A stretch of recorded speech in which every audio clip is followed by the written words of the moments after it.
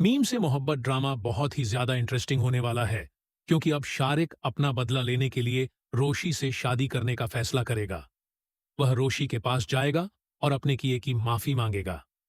वह रोशी से कहेगा कि रोशी, उस दिन मेरे दोस्तों ने मुझे भी ड्रिंक में कुछ मिला के पिला दिया था, तभी मैंने वो सब किया। मुझे माफ कर दो। मुझे अंदाजा है कि मुझसे बहुत बड़ी गलती हो गई है।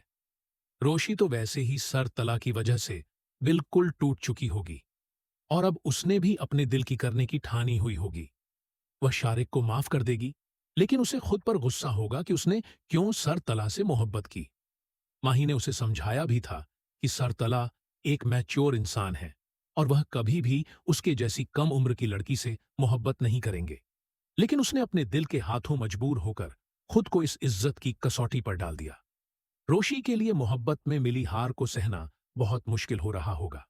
वह चाहकर भी अपने दिल की किरचियां समेट नहीं पा रही होगी। वह खुद से कहेगी, रोशी, तुझे खुद को बदलना ही नहीं चाहिए था। यह तेरी गलती थी कि तू सर तला की मोहब्बत में इतनी आगे आ गई। तूने एक बार भी नहीं सोचा कि सर तला तो सभी का से मोहब्बत करते हैं। भले ही सभी का उन्हें छोड़कर चली गई, लेकिन वह आज भी उसी से मोहब्बत करते हैं। तेरी इस एक तरफा मोहब्बत का यही अंजाम होना था। वहीं दूसरी तरफ सर तला बिल्कुल उदास घर लौटेंगे। उनके बाबा उनसे पूछेंगे, तला, सब ठीक तो है ना? ऑफिस में कोई टेंशन है क्या? सर तला कहेंगे, बाबा, सब ठीक है। बस मेरा सिर थोड़ा दर्द कर रहा है। शायद मैं आज बहुत ज्यादा थक गया हूं, इसलिए थोड़ा आराम करूंगा। अपनी बात खत्म करके सर तला अपने रूम में चले जाएंगे और फिर उनका सब्र का बांध टूट जाएगा। वह खुद से कहेंगे, तला, तूने ये क्या कर दिया? अब तू कैसे रहेगा रोशी के बिना?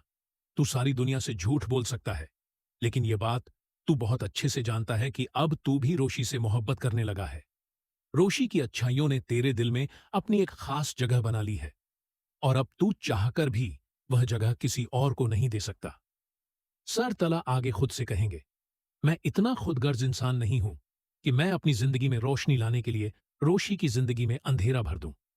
इसलिए मैंने जो किया वो सही था। मुझ जैसा इंसान उसे डिजर्व नहीं करता। मैं तो खुद अंदर से खाली हूं। मैं उसे क्या मोहब्बत दूंगा?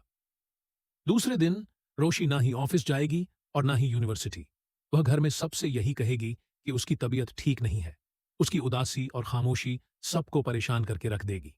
वहीं दूसरी तरफ माही और उमर मिलकर जलाल साहब को एहसास दिलाएंगे कि वह सलीका के शौहर हैं। उसके कोई नौकर नहीं जो वह हर समय उन पर अपना हुक्म चलाती रहती है।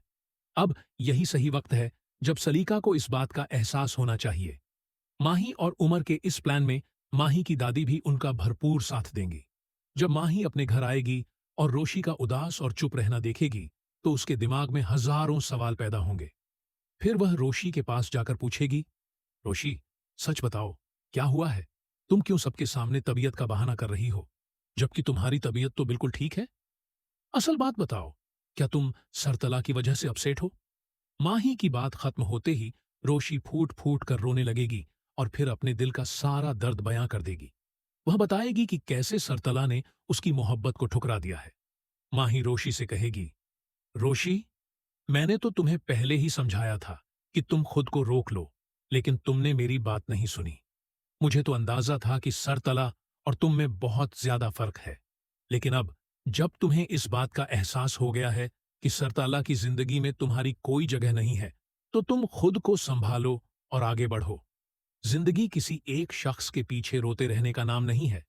तुम अब ऐसा ही बिहेव करो कि तुम्हें भी सरतला के होने या ना होने से कोई फर्क नहीं पड़ता। रोशी के लिए सरतला को इग्नोर करना बहुत मुश्किल होगा, लेकिन अब वह यही सब करेगी।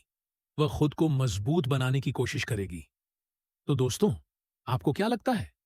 क्या शारिक अपने मकसद में कामयाब हो जाएगा?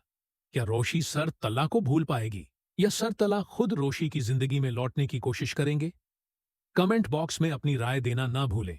अगर रिव्यू अच्छा लगे तो लाइक करें, और अगर आप चैनल पर नए हैं तो जल्दी से सब्सक्राइब कर दें। शुक्रिया।